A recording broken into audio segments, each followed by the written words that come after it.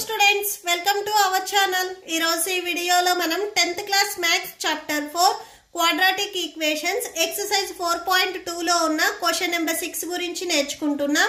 మీకు ఈ చాప్టర్ లో ఉన్న all exercises videos, all example videos and ఈ చాప్టర్ ఇంట్రడక్షన్ వీడియో ఈ వీడియో లాస్ట్ లో మీకు ప్లేలిస్ట్ డిస్ప్లే అవుతుంది, చెక్ చేసుకోవచ్చు. క్వశ్చన్ నెంబర్ 6 చూడండి. A cottage industry produces a certain number of pottery articles in a day. ఒక ఇండస్ట్రీలో ప్రతిరోజు కొన్ని వస్తువులు తయారు చేస్తారు అని చెప్తున్నారు. It was observed on a particular day that the cost of production of each article, so ఒక ఆర్టికల్ కాస్ట్ ఎంతో ఉంటుంది అని చెప్తున్నారు. అంటే ఆ రోజు ఏవైతే మీకు వస్తువులు మ్యానుఫ్యాక్చరింగ్ అయ్యాయో వాటిని డబల్ చేసి +3 అనేది యాడ్ చేస్తే అది ఆ ఆర్టికల్ కాస్ట్ అవుతుంది అని చెప్తున్నారు. Okay, if the total cost of production on that day was 90 rupees, so ఆ టోటల్ గా డే మొత్తం వచ్చేసరికి ప్రొడక్షన్ కాస్ట్ అనేది 90 రూపీస్ అయితే find the number of articles produced and the cost of each article.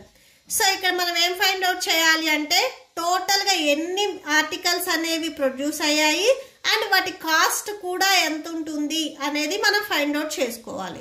Okay, so solution చూడండి. First let the number of articles produced in a day, ఒక డేలో ఎన్ని ఆర్టికల్స్ వాళ్ళు ప్రొడ్యూస్ చేశారు అనేది మనం ఎక్స్ అని తీసుకున్నాము. అండ్ కాస్ట్ ఏం చెప్తున్నారు, 3 more than twice the number of articles. ఇక్కడ నెంబర్ ఆఫ్ ఆర్టికల్స్ ఏవైతే ఉన్నాయో వాటిని ట్వైస్ అంటే 2తో మల్టిప్లై చేసి 3 మోర్ అన్నారు కాబట్టి +3ని యాడ్ చేస్తే సో ఈచ్ ఆర్టికల్ కాస్ట్ కి ఈక్వల్ అవుతుంది అని చెప్పారు. ఓకే, సో ఇది కాస్ట్ కాబట్టి రూపీస్ సింబల్ పెట్టేసుకోండి. అకార్డింగ్ టు ద క్వశ్చన్ లో ఏం చెప్తున్నారు, total cost of production, total cost of production equal to number of articles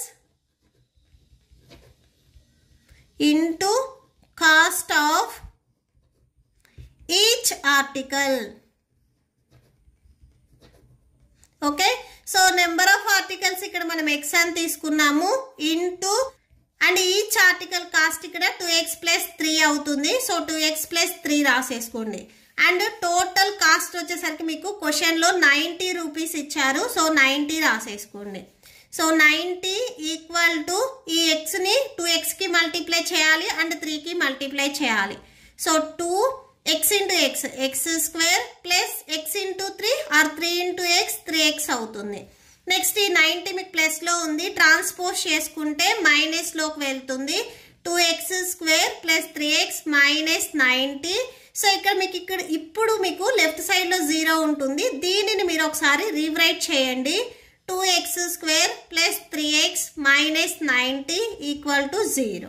okay, so ఇప్పుడు మనకి క్వాడ్రాటిక్ ఈక్వేషన్ వచ్చింది కాబట్టి దీన్ని సాల్వ్ చేయండి.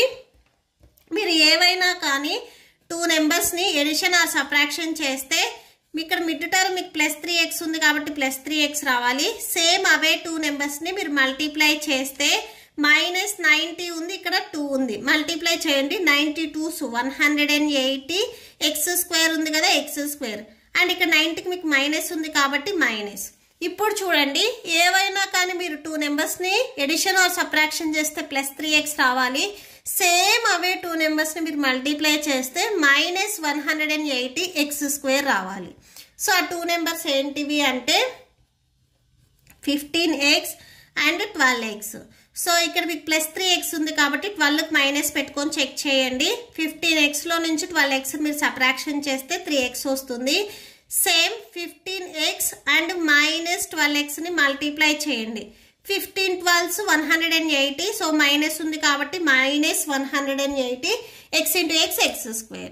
ఓకే, సో ఈ మిడ్ టర్మ్ ని మనం ఎలా స్ప్లిట్ చేసుకుంటున్నాము అంటే 2x² + 15x -12x -90 = 0. Okay, just ఈ 3x ప్లేస్ లో మనం స్ప్లిట్ చేసింది రాసుకున్నాము. ఫస్ట్ ఈ 2 టర్మ్స్ నుంచి మనం ఏ వాల్యూని కామన్ తీయొచ్చు అని చెక్ చేయండి. x ని కామన్ తీయొచ్చు. సో చూడండి, నెక్స్ట్ ఇక్కడ 2x² లో 1x అవుట్ సైడ్ రాస్తే ఇక్కడ ఓన్లీ x ఉంటుంది. 15x లో x అవుట్ సైడ్ వెళ్ళిపోతే ఇక్కడ ఓన్లీ మీకు 15 ఉంటుంది. నెక్స్ట్ ఈ 2 టర్మ్స్ని మీరు కామన్ తీసినా కానీ 2x ప్లస్ 15 వచ్చేటట్లుగా కామన్ తీయాలి. అంటే ఏ వాల్యూని కామన్ తీయాలి? 6ని కామన్ తీయాలి.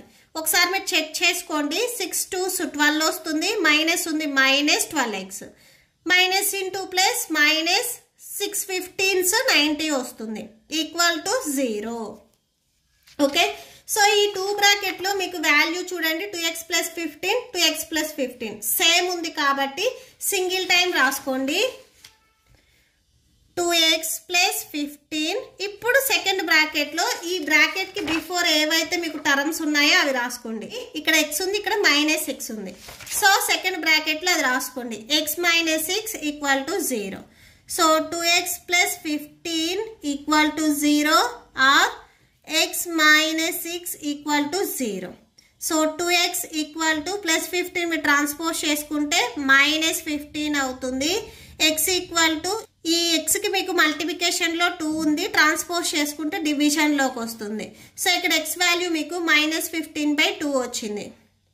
Next x equal to minus 6 మీరు ట్రాన్స్పోజ్ చేసుకుంటే ప్లస్ 6 వస్తుంది. సో ఇక్కడ x వాల్యూ మీకు ప్లస్ 6 వచ్చింది.